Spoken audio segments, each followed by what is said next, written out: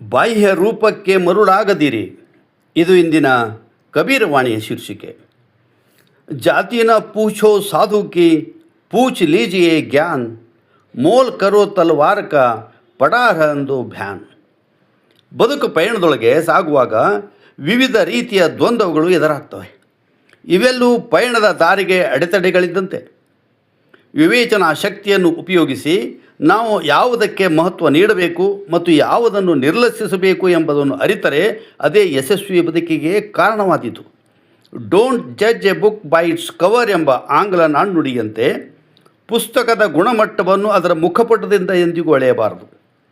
ಯಾವುದೇ ವಸ್ತು ವ್ಯಕ್ತಿಗಳನ್ನು ಬಾಹ್ಯ ನೋಟದಿಂದ ಅಳೆಯದೆ ಅವರ ಆಂತರ್ಯವನ್ನು ಅರಿಯುವುದು ಬಹಳ ಮುಖ್ಯ.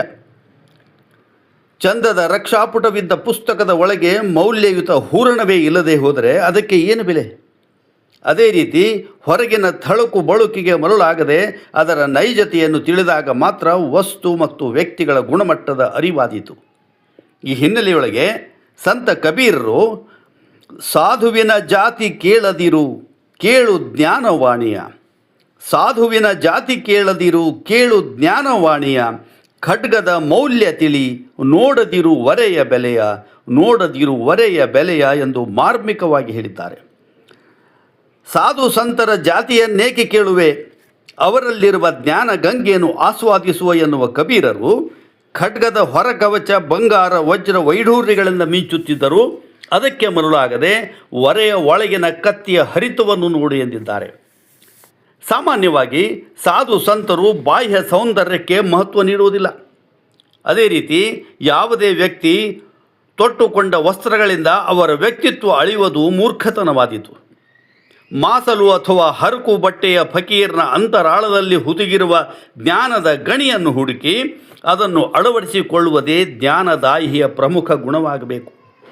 ಕೆಲವು ಢೋಂಗಿ ಬಾಬಾಗಳು ಬಾಹ್ಯ ಆಡಂಬರಗಳಿಂದ ಮಿಂಚುತ್ತಾ ಭಕ್ತರ ಮೌಢ್ಯವನ್ನು ತಮ್ಮ ಸ್ವಾರ್ಥಕ್ಕಾಗಿ ಬಳಸಿಕೊಳ್ತಾರೆ.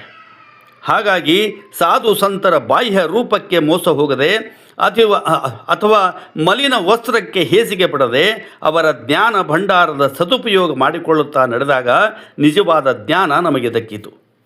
ಇದೇ ರೀತಿ ಖಡ್ಗದ ಹೊರೆ ಅಂದರೆ ಕವಚ ಹೊರಗಿನಿಂದ ಆಕರ್ಷಕವಾಗಿದ್ದರೂ ಒಳಗಿನ ಕತ್ತಿ ಮೊಂಡಾಗಿದ್ದರೆ ಏನು ಪ್ರಯೋಜನ? ರಣಾಂಗಣದಲ್ಲಿ ಕಾದಾಡಲು ಹರಿತ ಖಡ್ಗ ಎಷ್ಟು ಅವಶ್ಯಕವೋ ಅದೇ ರೀತಿ ಮನುಷ್ಯನ ಒಳಗಿನ ಗುಣಮಟ್ಟವೂ ಕೂಡ ಅಷ್ಟೇ ಮಹತ್ವದ್ದು ಎಂಬುದನ್ನು ತಿಳಿಯಬೇಕು. ಅದಕ್ಕಾಗಿ ಜನಪದ ಸಾಹಿತ್ಯದಲ್ಲಿ ಕೆಂಪು ಹೆಂಡತಿ ಎಂದು ಸಂತೋಷ ಪಡಬೇಡ, ಅತ್ತಿಯ ಹಣ್ಣು ಅತಿ ಕೆಂಪು, ಅತಿ ಕೆಂಪು ಆ ಹಣ್ಣು ಒಡೆದು ನೋಡಿದರ ಹುಳಬಾಳ ಎಂದು ಮಾರ್ಮಿಕವಾಗಿ ಹಾಡಿದ್ದಾರೆ. ಹಣ್ಣಿನ ಹೊರಗಿನ ಬಣ್ಣಕ್ಕೆ ಮಾರು ಹೋಗದೆ ಅದರ ಒಳಗಿನ ಸಿಹಿ ಮಧುರತೆ ತಿಳಿದು ವ್ಯವಹರಿಸಿದರೆ ಬದುಕಿನಲ್ಲಿ ಯಶಸ್ಸು ಮತ್ತು ನೆಮ್ಮದಿ ದೊರೆತಾವು. ರಾಮಾಯಣ ಬರೆದ ಬೇಡ ಕುಲದ ವಾಲ್ಮೀಕಿ, ರಾಮಾಯಣ ಬರೆದ ಬೇಡ ಕುಲದ ವಾಲ್ಮೀಕಿ, ರಮ್ಯ ಭಾರತ ರಚಿಸಿದ ಹೀನ ಜಾತಿಯ ವ್ಯಾಸ. ರಾಮಾಯಣ ಬರೆದ ಬೇಡ ಕುಲದ ವಾಲ್ಮೀಕಿ, ರಮ್ಯ ಭಾರತ ರಚಿಸಿದ ಹೀನ ಜಾತಿಯ ವ್ಯಾಸ. ನಿಮ್ನ ಕುಲ ಪ್ರಸೂತರು ಲೋಕ ಬೆಳಗಿಹರಿಲ್ಲಿ, ನಿಮ್ನ ಕುಲ ಪ್ರಸೂತರು ಲೋಕ ಬೆಳಗಿಹರಿಲ್ಲಿ. ಬ್ರಹ್ಮರ್ಷಿ ಜ್ಞಾನಕ್ಕೆ ಸಾಟಿಯಲ್ಲಿ ಶ್ರೀ ವೆಂಕಟ, ಬ್ರಹ್ಮರ್ಷಿ ಜ್ಞಾನಕ್ಕೆ ಸಾಟಿಯಲ್ಲಿ ಶ್ರೀ ವೆಂಕಟ. ನಮಸ್ಕಾರ.